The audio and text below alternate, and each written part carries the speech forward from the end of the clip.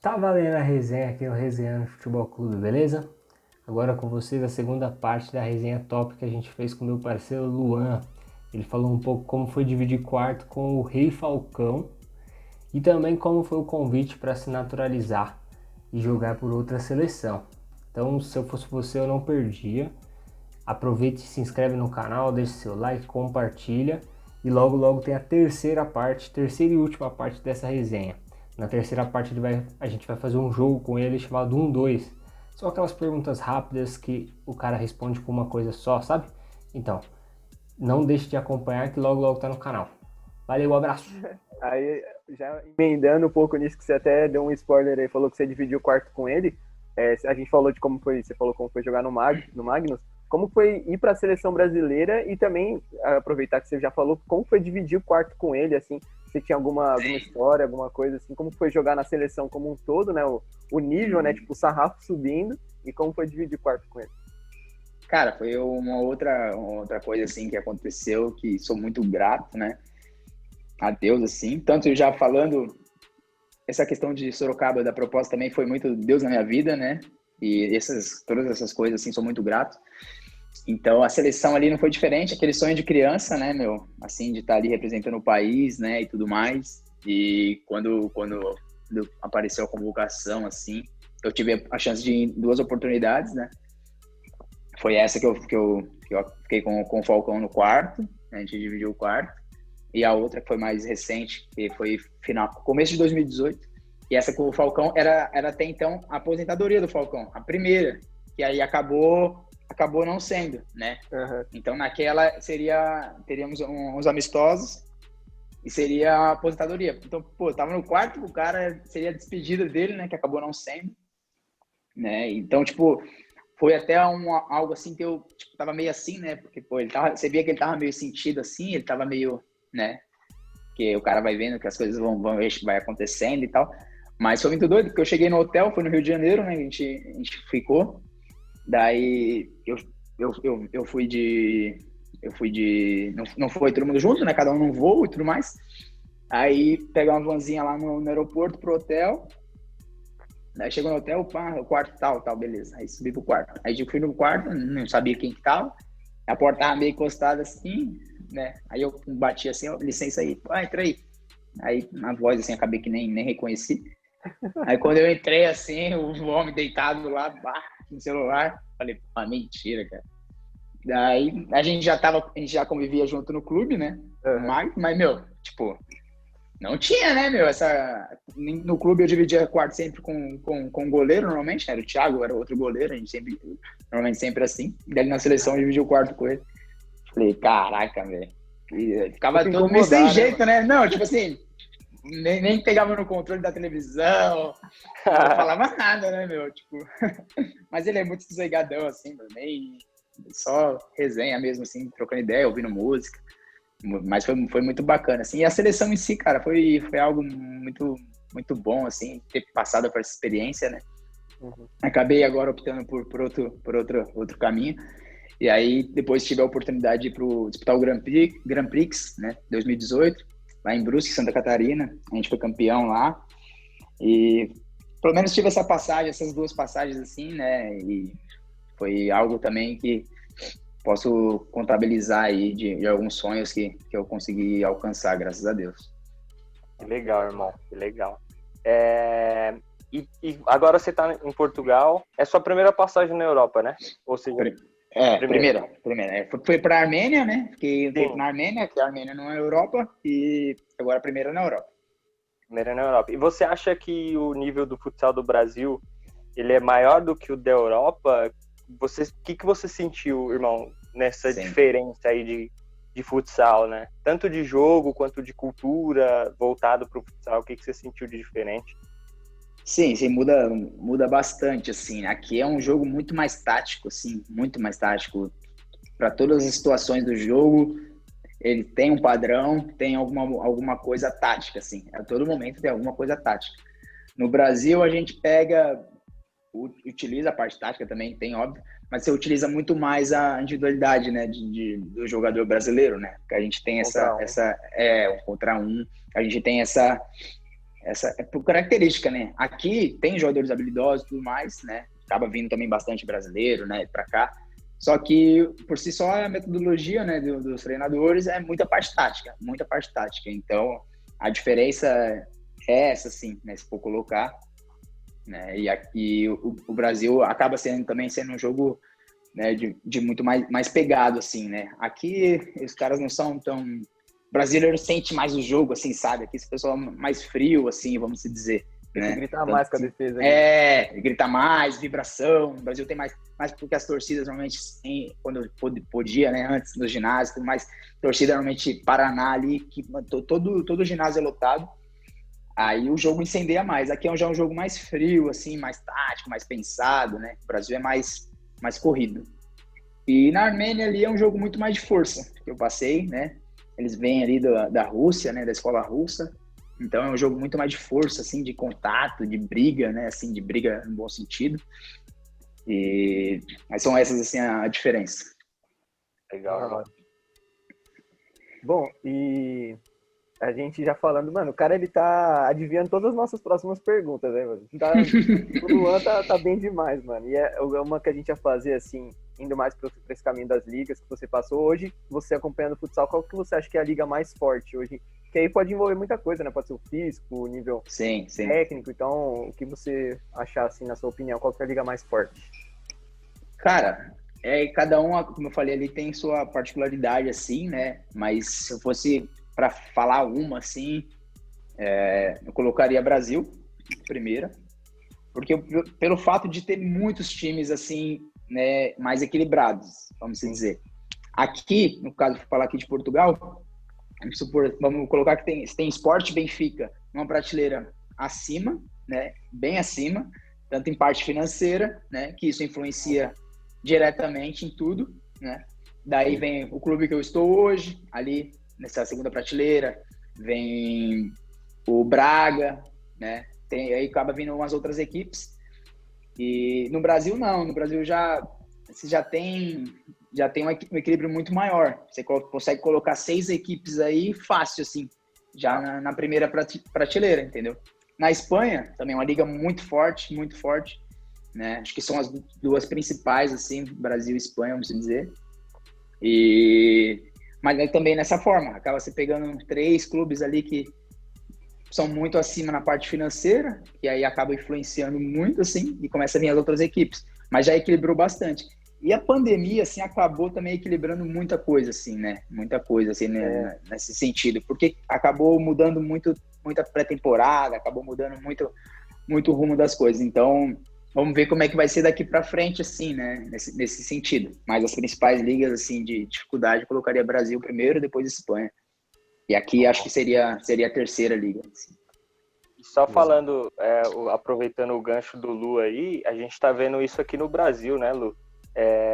O Magnus, acho que estava com 36, terminou a fase de grupo com 36, Sim. 39 pontos na frente, mas tem uma explicação, porque pela estrutura que o Magnus tem, eles voltaram a treinar, né, por Zoom e tal, 3 meses antes dos outros times. Então foi mais que o dobro do segundo colocado, que foi o Corinthians aqui na Liga Futsal. Então você vê, quando o time tem mais estrutura, por consequência, ele acaba ficando melhor, né? Então, Exato. Só exemplificando aqui no Brasil. O Magnus conseguiu dar um salto muito grande aí nesse quesito. Acho que ele, na parada ali que a gente teve o lockdown, eles conseguiram usufruir bastante dessa tecnologia, né, que a gente tem hoje e tudo mais, né? E também depende muito dos atletas também se dedicarem, né? Porque não adianta também só o clube passar as coisas ali, também você depende do outro lado, dos atletas, né? E eles conseguiram, mas daí você já viu que no primeiro jogo já empataram 0-0 do playoff contra o Campo Mourão, né? O Campo Mourão o Magnus foi o melhor classificado, o Campo Mourão foi o pior classificado. Mesmo assim. E já começa, porque aí começa outro campeonato, né? A gente costuma dizer que começa outro campeonato nessa fase de playoff. Mas assim, eles fizeram a primeira fase excepcional. Eu acho que nunca visto em nenhum lugar, assim, em nenhum lugar. É verdade. E antes da última pergunta, irmão, aproveitando que a gente está falando do Magnus, a A gente teve a série do Fred agora, do Desimpedidos, que foi no Magnus, né? Uma Sim. pena que você não participou, era pra você estar lá, cara. E o quanto você acha que isso é importante? É muito importante para o futsal, porque é uma visibilidade altíssima que o canal tem. Mas falando, você que esteve lá no clube, no Magnus, o quanto você acha que isso foi importante para eles, assim? Cara, primeiro pro futsal, assim, foi algo muito positivo, né? O Fred é um cara aí, acho que acho que aqui no YouTube, que vai estar acompanhando a gente, não tem como não conhecer, né? E é um cara que sempre acompanhou o futsal, sempre fãzaço do Falcão, né? E ele tem um alcance muito grande, né? E era um sonho dele também, além da parte do marketing, né? Toda essa parte, também tinha o sonho do cara ali dele estar se entregando, né? Acho que isso foi o que acabou alavancando bastante, né? Porque ele realmente se dedicou ao projeto, né? A série, né? E tudo mais. Então, pro futsal, assim, foi muito, muito bacana, porque acabou atingindo outras pessoas que às vezes não viam, né, de lá dentro como funciona, né, e isso que é bem bacana. Acho que todo mundo gosta de entender, pô, como é que será que é? Tem aquela curiosidade, né, como é que é o dia a dia do treino, o que o cara faz ali depois, né, que hora o cara chega.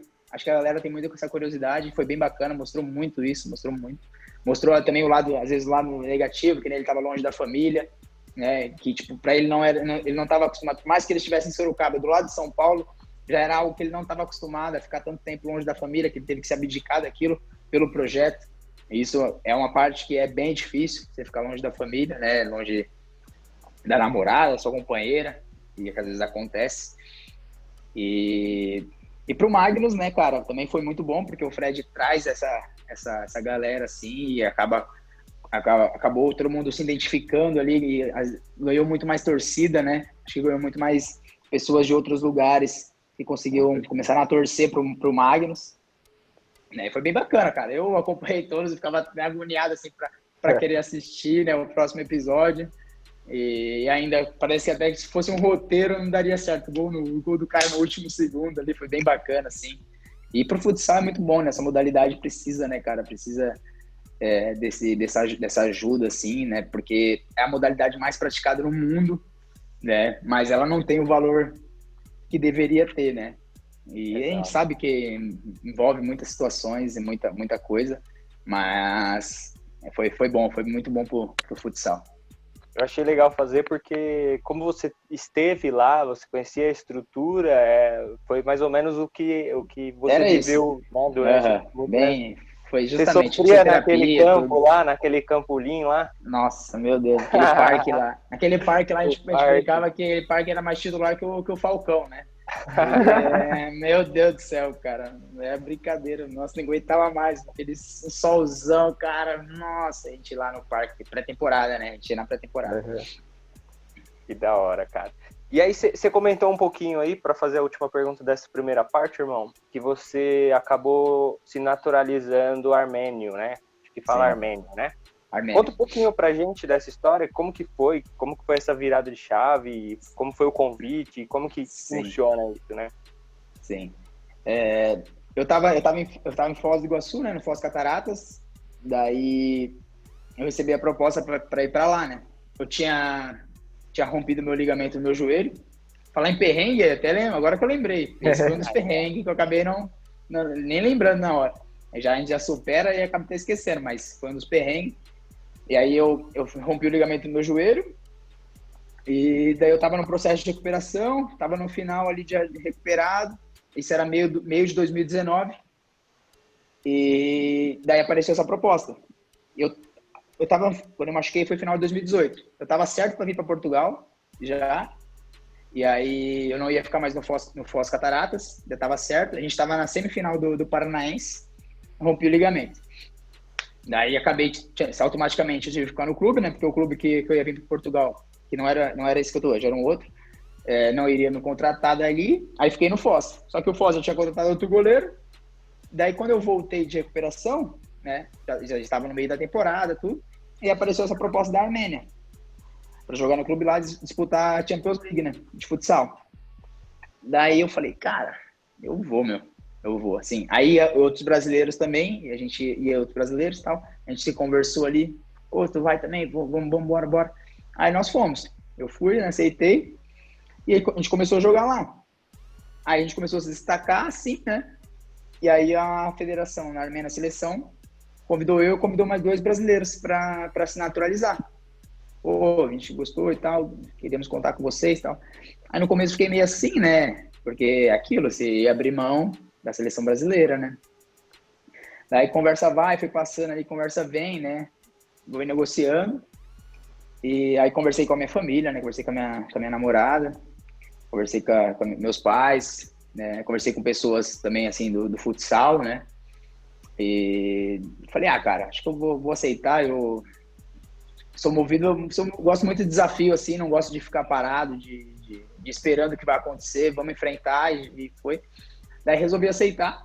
Eles, assim, cara, sempre bem, assim, sabe, querendo, você vê, sente que eles realmente querem você e tal, né? Eu já estava um tempo distante da seleção, porque eu também tinha machucado, né? E o Brasil tem muita gente boa, né? O Brasil é muito difícil, cara. Você tá na seleção, você tem que estar muito bem mesmo, assim, né? Você tem que manter um nível muito bom.